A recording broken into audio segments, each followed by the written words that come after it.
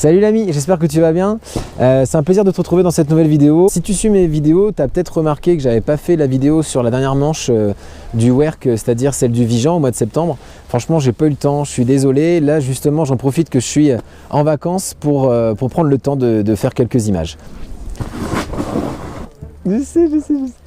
Alors cette vidéo va être différente des autres parce que je ne vais pas expliquer tout ce qui s'est passé sur mon week-end du Vigan. Tu vas retrouver vraiment le déroulement d'un week-end comme le WERC, qui peut ressembler également à celui d'un Ultimate Cup.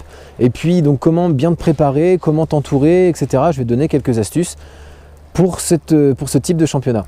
Alors rassure-toi, si tu as déjà fait un championnat WERC Ultimate Cup, tu vas trouver ça hyper logique. Mais si jamais tu commences, ça pourrait vraiment t'aider. Je vais te mettre quand même une image de la course pour que tu vois le départ et puis un tour sur le circuit.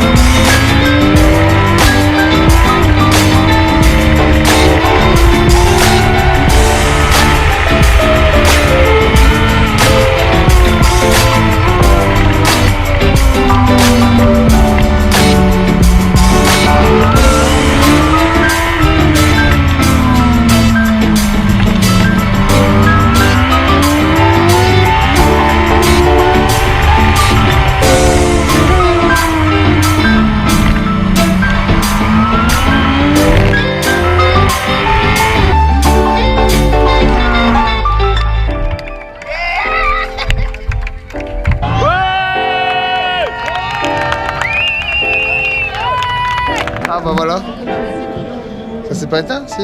Non? Alors en termes de consommables, je pense que tu peux te débrouiller avec 3 jeux de plaquettes durant ta saison. Après pour les pneus, donc là le minimum c'est vraiment d'avoir un pneu avant neuf et 2 pneus arrière. Là c'est vraiment limite. Hein, j'ai essayé, c'est quand même assez compliqué. Si tu roules avec du M à l'avant et du E à l'arrière, ça dure quand même plus longtemps, c'est gérable. Mais si on veut mettre un pneu neuf sur ta qualification à l'avant et à l'arrière, bah déjà voilà, tu as grillé un avant et un arrière. Ensuite, il te reste encore 2 courses derrière, donc c'est pas évident. Le top, c'est quand même d'avoir 2 pneus avant, 3 pneus arrière, comme ça tu mets des balles neuves pour ta qualification.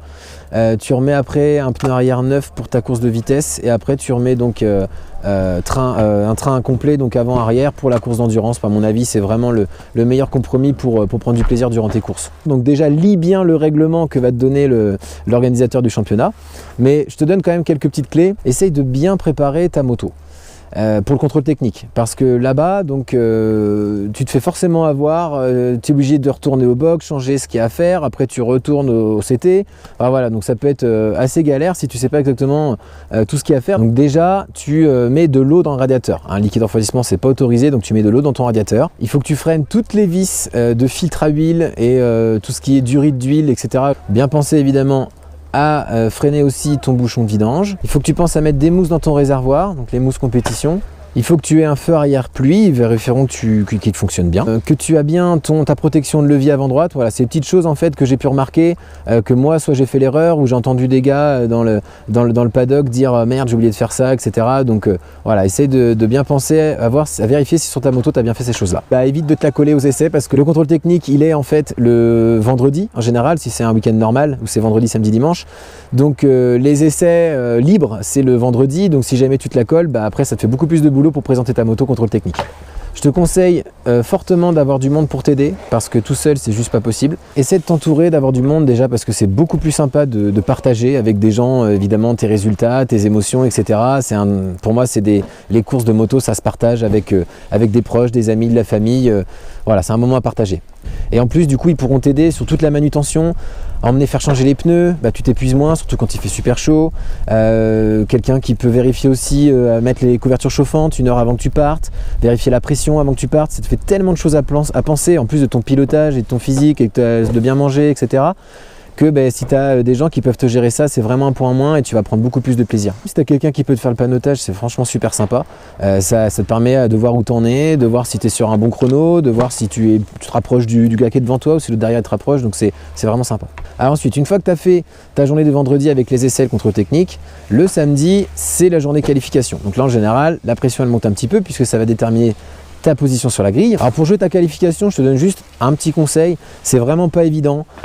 Essaye d'avoir quelqu'un devant toi qui a ton niveau, qui est un petit peu plus fort, de façon à ce que tu laisses quelques secondes entre toi et lui pour que vous ne vous gêniez pas et qu'il peut éventuellement t'aider. Alors il y a des gens qui n'ont pas besoin de ça, qui roulent devant et qui font leur chrono comme ça, mais des fois ça fait du bien d'avoir, comme on dit, un lièvre devant au loin. Ça permet de se dépasser pour pouvoir essayer de le rattraper et en général le chrono ça parle. Donc sans se gêner, avoir un petit peu d'intervalle avec celui qui est devant. Si tu en as un qui est devant toi qui est au moins de ton niveau, voire mieux, ça va te pousser à faire un super chrono. Alors une fois que les qualifications sont faites, en général, le samedi après-midi, tu as la première course. Donc la course de vitesse dure à peu près 20 à 25 minutes. Puis une fois que tu as fait cette course-là, si c'est le work que tu fais, tu as un pot qu'on appelle le punch. Donc là, prépare ton foie pour le punch parce qu'en général, c'est très convivial. Bob Dylan? Non, t'es qui toi? Éventuellement. Alors j'en profite du coup pour te parler aussi de ta condition physique. Il est important que tu fasses des étirements avant, après les courses, de façon à être plus endurant. En dehors des courses aussi, fais du sport. Plus tu fais du sport, plus tu vas entraîner tes muscles justement à un effort important. Donc en l'occurrence, quand tu fais une course de vitesse très intense et même une course d'endurance encore pire d'1 heure, là si tu n'as pas les jambes qu'il faut, etc., ça va être difficile pour toi de tenir le rythme jusqu'au bout. Le mieux pour s'alimenter quand tu fais de l'endurance, c'est d'avoir du blanc de poulet, quelque chose de pas gras en termes de viande, ou du jambon, et puis des pâtes ou du riz, quoi. Ça c'est vraiment le top, ça tient bien au corps. Alors il faut aussi boire, donc boire de manière normale, mais avant une course d'endurance, 2 heures avant, ça serait bien. Essaye de boire au moins 1 litre, 1,5 litres, voire même plus, de te forcer à boire, parce que si tu manques d'eau, sachant que tu vas perdre énormément d'eau pendant ta course, si tu manques d'eau, tu vas avoir des crampes, tu vas tétaniser des bras, ça va être l'enfer et encore une fois, tu ne pourras pas tenir le rythme jusqu'à la fin de la course. Donc là, pour le ravitaillement, il te faut au minimum 4 personnes pour t'aider, à mon avis, pour que ce soit bien fait et en sécurité. Donc c'est-à-dire quelqu'un qui va mettre l'essence dans ta moto, quelqu'un qui va ouvrir la trappe du réservoir, quelqu'un qui va aussi béquiller ta moto et une personne qui tient l'extincteur. Voilà, ça c'est obligatoire. Après, si tu as une 5e personne, par exemple la personne qui faisait le panotage, peut te tenir ta moto lorsque tu arrives, ça te permet en fait de la maintenir et que le béquilleur derrière puisse avoir une moto bien droite lorsqu'il béquille. Donc ça évite les erreurs qui peuvent coûter cher. Sache qu'un ravitaillement bien effectué, tu peux gagner énormément de secondes et même si tu n'en gagnes que 2 ou 3, je ne sais pas si tu imagines, pour gagner déjà 1 seconde par tour, comment il faut cravacher. Donc le ravitaillement est très très important. Je vais te montrer quelques images. Là, tu vois, tu vas voir au début quand on commence à faire le ravitaillement, il y a quelques petits couacs, ça coince, on perd du temps, on n'est pas hyper synchro. Et à partir du moment où tu t'entraînes avec toujours les mêmes personnes et qu'elles savent ce qu'elles ont à faire, eh bien on gagne vraiment du temps, on évite les temps morts et là tu arrives à un super ravitaillement. Adrien Lédet, 17e. Et nous sommes, je vous rappelle, partis pour 50 minutes.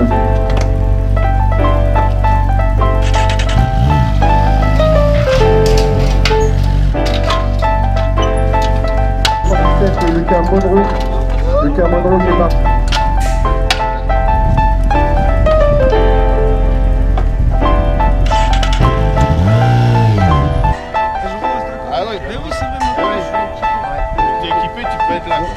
Dès qu'il s'enlève, et là je pense qu'il y a un petit temps mort.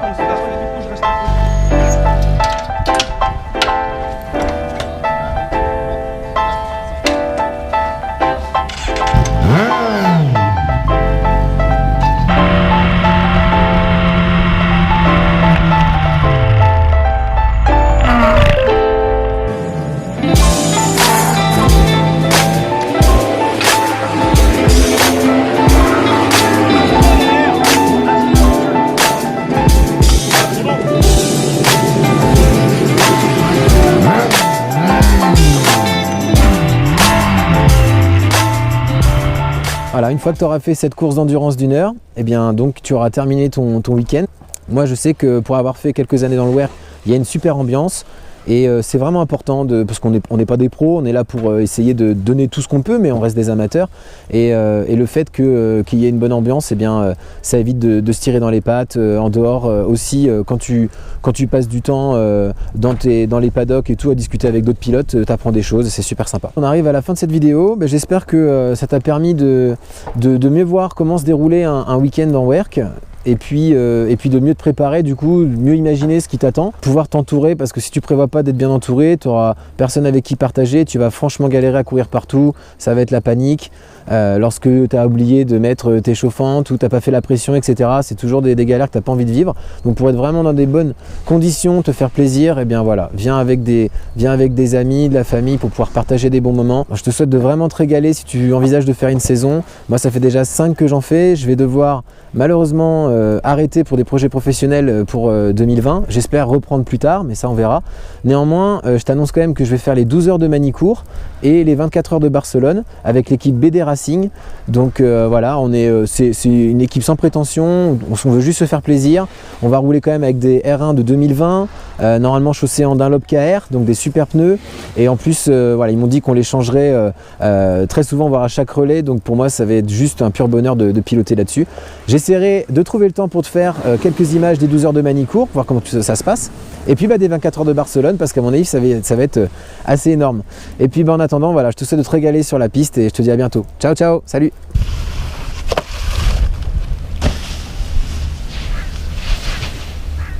I'm